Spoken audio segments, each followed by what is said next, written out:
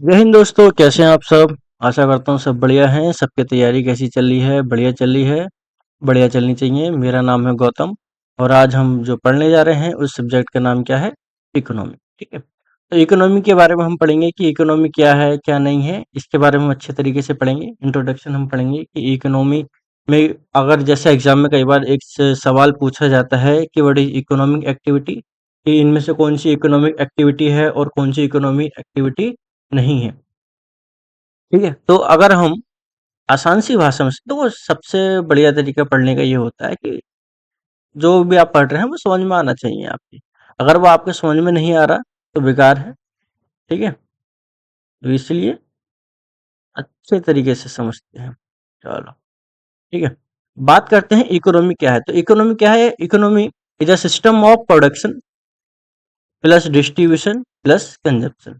मतलब कोई भी एक एक्टिविटी हो रही है जिसमें हम ये तीन चीजें कर रहे हैं। क्या? प्रोडक्शन, उसका डिस्ट्रीब्यूशन, फिर उसका कंजम्पशन। और जो मोटिव है हमारा, जो अल्टीमेट मोटिव है वो क्या है? हमारा प्रॉफिट। ठीक है, प्रॉफिट। आप समझो तो आप समझते हैं आसान सी भाषा में। देखो जैसे दुनिया है ये, ठीक है, दुनिया है, दुनिया में केवल दो ही सिद्धांत चलते हैं। एक या तो भगवान है कहीं, या कहीं शैतान है। उसी तरह से इकोनॉमी में भी दो ही सिद्धांत चलते हैं, दो ही फिलोसफी है। पहला प्रॉफिट होगा या फिर लॉस होगा। जिसमें इन दोनों की बात नहीं हो वो क्या है? इकोनॉमिक एक्टिविटी नहीं होगी। अगर कोई इकोनॉमिक एक्टिविटी है तो या तो इसमें प्रॉफिट की बात होगी या लॉस की बात होगी। मतलब या तो डिमांड होगी या फिर सप्लाई होगी। अभी डिमांड सप्लाई क्या है? ठीक है, अब आप ये वीडियो देख रहे हैं तो इसके लिए आपको क्या चाहिए? मोबाइल चाहिए। आपको मोबाइल चाहिए इसलिए मैन्युफैक्चरिंग हो रही है, इसलिए सब कुछ बनना है, आपके पास आ गया। फिर डाटा भी चाहिए, सिम कार्ड बनेगा। फिर इससे काम नहीं चल रहा, वाईफाई भी चाहिए। अच्छा ठीक है, फिर इससे भी काम नहीं चल रहा, फिर बाद में लैपटॉप ले लोगे। तो इस तरीके से डिमांड और सप्लाई के इर्द गिर्द घूमती है इकोनॉमी। तो इकोनॉमी क्या हुआ?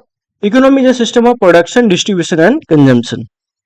इसमें हम क्या करते हैं भाई? इसमें हम इस बात का ध्यान देते हैं कि जो रिसोर्सेस हैं उनका इतने अच्छे तरीके से यूज किया जाए कि जो हम प्रोडक्शन कर रहे हैं वो क्या हो कि बहुत आयत से हो, या कहा जाए मैक्सिमम प्रोडक्शन कर पाए मिनिमम इनपुट से। आता है कि समझ में? तो इकोनॉमी प्रॉफिट और लॉस पे डिपेंड है। बात आ गई समझ में? अब जैसे अब हम एक बात और समझते हैं। हमने पहली बात तो समझ लिया ऊपर ऊपर से कि इकोनॉमी होती क्या है। ठीक है, अब देखते हैं कि इकोनॉमी कितनी टाइप की होती है। सॉरी, मतलब इसका अ, अब हम देखते हैं इसकी ब्रांच कितनी होती है, ब्रांचेस कितनी होती हैं। जैसे भगवान है, गॉड है, गॉड के भी टाइप होते हैं ना। कोई अर्थ के हैं, कोई स्पेस के हैं, इस तरीके से। उसी तरीके से हम देखते हैं इकोनॉमी। इकोनॉमी की भी कई सारी ब्रांच हैं भाई। या तो आप ये कहोगे कि पूरे देश का हाल खराब है, पूरे देश का हाल सही है। या फिर दूसरी बात ये कहोगे, भाई मैं स्टील बनाता हूँ, इस समय स्टील का तो दाम बहुत बिल्कुल नीचे चले गया है, जमीन पे हालत खराब है। या फिर आप ये कहोगे कि स्टील के दाम ठीक हैं, वैसे तो पहले से अच्छे हैं, कोई दिक्कत की बात नहीं है, बढ़िया उछाल है। तो दो तरीके की बात करी आपने। पहली जिसमें आपने सबको इंक्लूड करा, ठीक है, और दूसरी जिसमें आपने केवल कुछ चीजों को इंक्लूड किया। आप एक बात सोच के देखो, जब स्टार्टिंग में जब किसी ने इकोनॉमी पे ध्यान दिया होगा वो सब पे ध्यान देगा, अपने फॉर्म पे ध्यान देगा? भाई स्टार्टिंग में आप ये देखोगे ना कि आपके नोट्स बने या नहीं बने, ये थोड़ी देखोगे पूरी क्लास के नोट्स बने या नहीं बने। उसी तरीके से इकोनॉमी का हाल है। तो समझते हैं। अब बात आती है ब्रांचेस ऑफ इकोनॉमी, अर्थशास्त्र की शाखाएं। ये क्लास इंग्लिश में रहेगी। हिंदी मीडियम वाले बच्चे जो है उनके लिए अलग से क्लास बनाई जाएगी। ठीक है, टॉपिक वगैरह सेम रहेगा, मटेरियल वगैरह सेम रहेगा, लेकिन एक क्लास में दोनों होच पोच जो कर देते हैं भाई वो तो मेरे समझ के बाहर है। कि या तो इंग्लिश हो, हिंदी हो तो हिंदी हो। ठीक है, लेकिन इसमें डेफिनेशन का मतलब हिंदी में बता दिया जाता है, क्योंकि काफी बार बच्चे जो होते हैं वो कुछ समय बाद अपने मीडियम चेंज करते हैं इस वजह से। पर दिक्कत किसी को नहीं आएगी। कहीं भी किसी को कोई दिक्कत है तुरंत कमेंट करे, तुरंत समाधान। ठीक है, तो समझते हैं। सबसे पहले दो भागों में हमने डिवाइड कर दिया, माइक्रो इकोनॉमिक्स और मैक्रो इकोनॉमिक्स। तो ये सर्कल छोटा है, ये सर्कल बड़ा है। तो बड़ा वाला सर्कल जो है इसमें हमने इंक्लूड कर लिया क्या? सब, ऑल। और इसमें हमने इंक्लूड करेंगे किसको? इंडिविजुअल। ओके, इंडिविजुअल क्या मतलब? इंडिविजुअल मतलब action of individual business, single form, demand और सप्लाई। जैसे हम बात करेंगे इसमें किसकी, स्टील इंडस्ट्री की, यहाँ खाली हमने स्टील इंडस्ट्री को ले लिया, या खाली खाली मैन्युफैक्चर सेक्टर को ले लिया। इस तरीके से ये क्या हुआ, माइक्रो इकोनॉमिक्स। अगला है मैक्रो, इसमें हम सभी को इंक्लूड कर लेंगे, जैसे जीडीपी। तो जीडीपी किसी एक कंपनी की निकालोगे, पूरे देश की निकालोगे, पूरे देश की निकालेंगे तो action of government, countries, border of economic, GDP, national income, inflation. बात आ गई समझ में, कोई दिक्कत है यहाँ तक? नहीं। अब कौन से में बड़े की बात हो रही है, कौन से में छोटे की बात हो रही है? एग्जाम में जाके तो मैक्रो भी माइक्रो लगता है, माइक्रो भी मैक्रो लगता है। ट्रिक क्या याद करनी, ट्रिक देखो ये है, आई क्या, ये माइक्रो, MICRO। तो आई से याद रखना इंडिविजुअल की बात हो रही है, सिंगल फर्म की बात हो रही है। ए से एग्रीगेट मतलब ऑल नेशन की बात हो रही है। बात आ गई समझ में, कोई दिक्कत है यहाँ तक? नहीं। तो अगर आपसे पूछा जाए फादर ऑफ इकोनॉमिक्स कौन है, तो ये याद रखना एडम स्मिथ।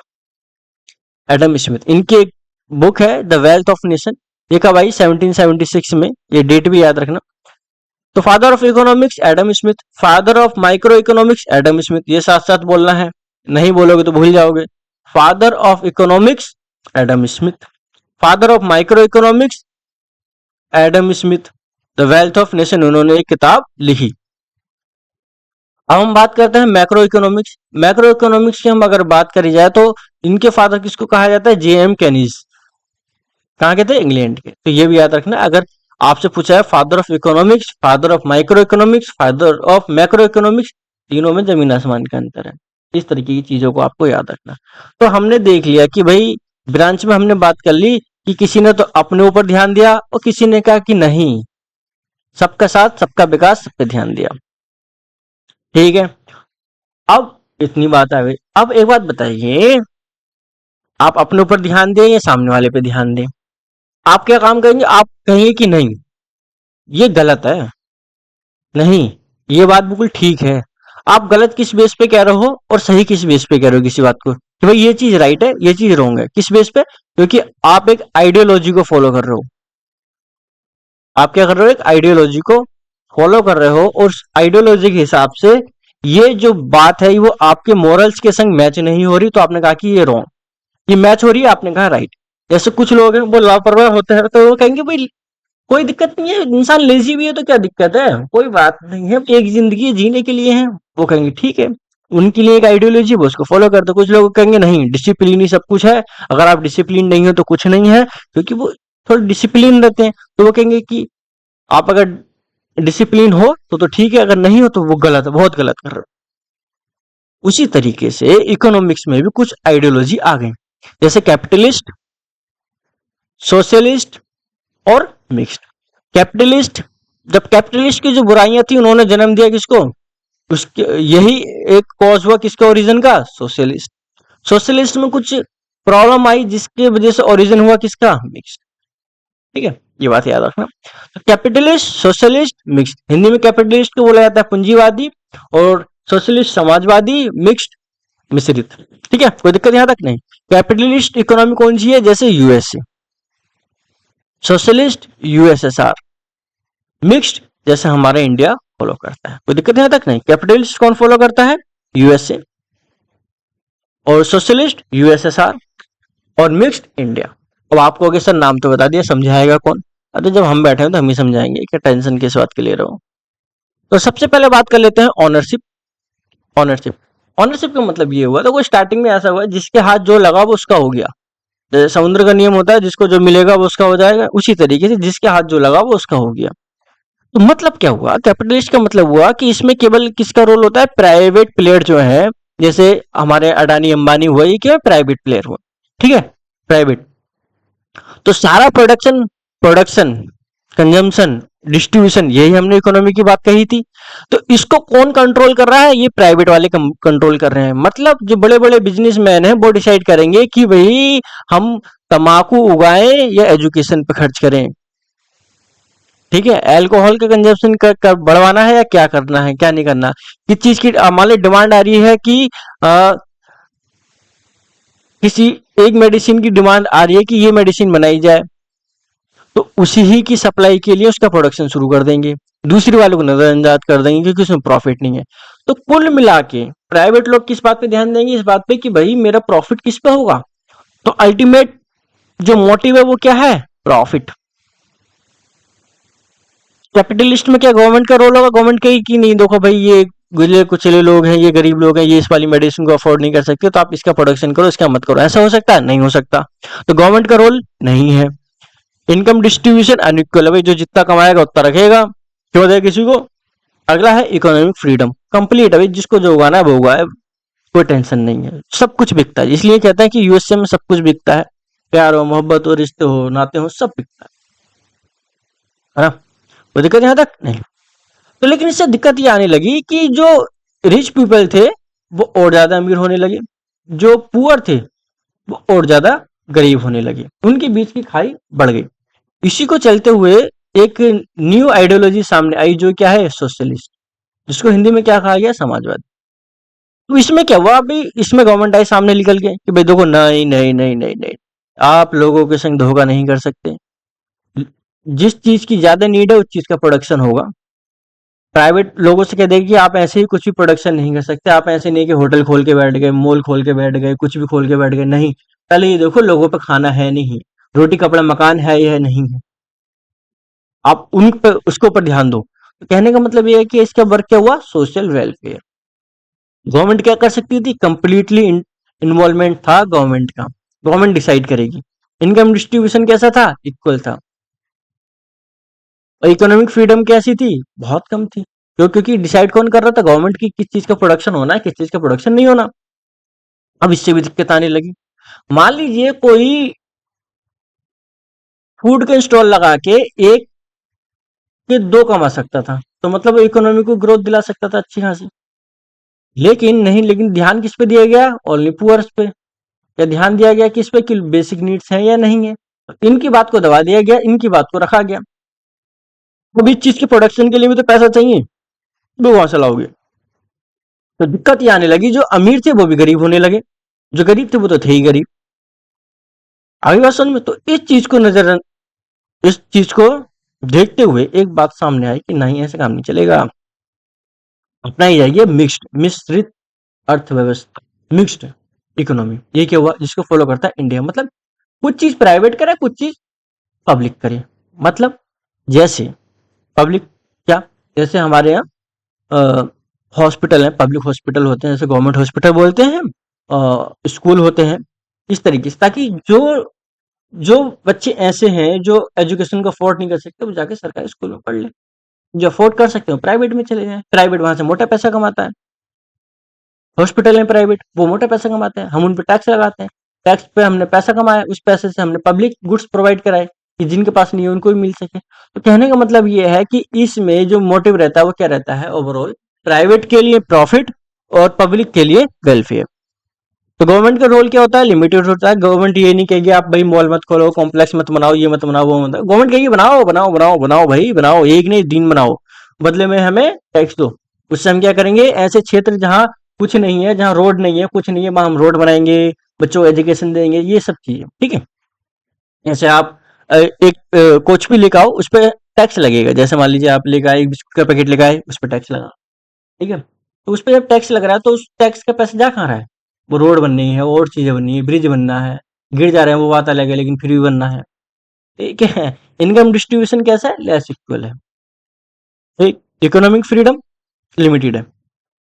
अब हमने कहा कि भाई आपने हमें दो बातें बता दी। हमने कहा कौन कौन सी। आपने कहा पहले तो हमें आपने ये बता दिया कि इकोनॉमी होती क्या है। मैंने कहा ठीक है, बात आगे समझ में। दूसरा आपने हमें ये बता दिया कि इसकी ब्रांच क्या होती हैं। इनके ब्रांच, हाँ हाँ, आपने ये बता दिया कि भाई हमें पूरे की बात करनी है या थोड़े की बात करनी है। तीसरा आपने हमें ये बता दिया कि जो लोग गलत सही बता रहे हैं किसी भी इकोनॉमी को, वो एक आइडियोलॉजी को फॉलो करते हैं, जैसे सोशलिस्ट सोशलिस्ट आइडियोलॉजी को, अम, और कैपिटलिस्ट आइडियोलॉजी हो गई, मिक्स आइडियोलॉजी हो गई, वो उसी हिसाब से गलत सही बताते हैं। ठीक है। कोई बिजनेसमैन है तो वो किसको, कैपिटलिस्ट को बढ़िया बताएगा। कोई गरीब है वो सोशलिस्ट को बढ़िया बताएगा। कोई मिडिल क्लास वो मिक्स को बढ़िया बताएगा। ठीक है। उस तरीके की बातें चलनी शुरू हो गई। आप आपने कहा कि सर और कुछ भी रह गया है। मैंने कहा हाँ जी रह गया है। आपको क्या रह गया है। मैंने कहा गांधी जी का सपना। मैंने कहा गांधी जी का सपना क्या था। गांधी जी का सपना ये था कि अगर कोई किसी के बाल काट रहा है और कोई वकील है, माना उनकी इनकम सेम नहीं है, लेकिन समाज में उन दोनों को समान रूप से समानता मिलनी चाहिए। ठीक है, उनके संग किसी भी तरीके का भेदभाव नहीं होना चाहिए। आपने कहा अच्छा ऐसा था? मैंने कहा हाँ ऐसा था। लेकिन क्या हुआ, लेकिन समझो बात को, क्या हुआ कि आइडियोलॉजी, बहुत से लोगों ने इक्वलिटी की बात तो करी, लेकिन इक्वलिटी मिल नहीं पाई। इस वजह से आपने देखा होगा, जो कोई लेबर है उसको क्या बोल दिया जाता है? लेबर क्लास बोल दिया जाता है। कोई आईटी में काम करता है, उसको अलग रिस्पेक्ट दी जाती है। किसी के पास गवर्नमेंट जॉब है, उसको अलग रिस्पेक्ट दी जाती है।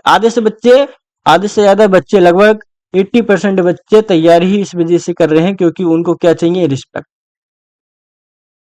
समाज में एक रिस्पेक्ट चाहिए, एक सोशल रिस्पेक्ट चाहिए, जिससे कि वो कह सके कि हाँ हमने भी कुछ अचीव किया है। कारण तो यही तो है, आपको भी जी यही तो है। तो उस तरीके से हम देखते हैं कि हर चीज को क्या कर रखा है? डिवाइड कर रखा है कि भाई, अगर कोई किसानी मतलब कोई फार्मिंग कर रहा है तो वो ये हुआ, कोई माइनिंग कर रहा है तो वो ये हुआ, कोई डॉक्टर है तो वो ये हुआ। इस तरीके से डिवाइड कर रखा है।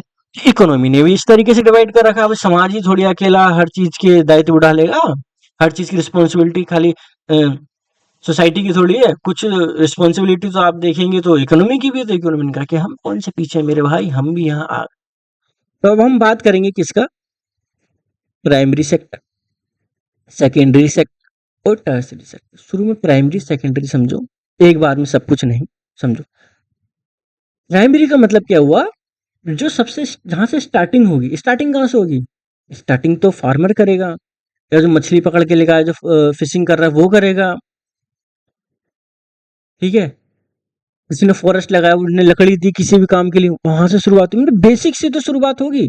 भाई जैसे आप हो, आप अगर कोई चीज पढ़ना शुरू करोगे बेसिक से ही तो करोगे, बाद में एडवांस में जाओगे। ठीक है, उसी तरीके से भाई इकोनॉमी का हाल है। तो हम शुरुआत करेंगे प्राइमरी सेक्टर। प्राइमरी सेक्टर क्या होता है? वह सेक्टर, दो sector which are directly dependent on the environment, जो किस पे डायरेक्टली डिपेंडेंट है? इन्वायरमेंट पे। जैसे like agriculture, like mining, like forestry, like fishing, like hunting. ठीक है, मान लीजिए ये एक प्लॉट है, इस पे फार्मिंग हो रही है। ये एक प्लॉट है, इस पे माइनिंग हो रही है, यहाँ से कोल निकाला, इससे इलेक्ट्रिसिटी बनेगी। ठीक है, यहाँ से शुगर केन निकाला, यहाँ से शुगर बनेगी। तो जहां से ये काम हो रहा है वो क्या है? आपका एनवायरमेंट है, या कहा जाए एक प्राइमरी सेक्टर है। प्राइमरी सेक्टर में हम इंक्लूड करेंगे किसको? Agriculture, mining, forestry, fishing, hunting. अब इसमें जो बच्चे सबसे ज्यादा कंफ्यूज होते हैं वो होते हैं माइनिंग। तो भाई माइनिंग प्राइमरी है नहीं है? माइनिंग तो प्राइमरी है, आपने कोल निकाला, ये सब निकाला। अब क्या होगा कि ये प्राइमरी सेक्टर से जो भी हमें मिला आउटपुट, मान लीजिए हमें शुगर केन मिली, तो हम इसमें क्या करेंगे? वैल्यू एडिशन करेंगे, इसमें कुछ मिलाएंगे, कुछ घटाएंगे, कुछ ना कुछ इससे बनाएंगे और उसको बेचेंगे, उससे हम प्रॉफिट कमाएंगे।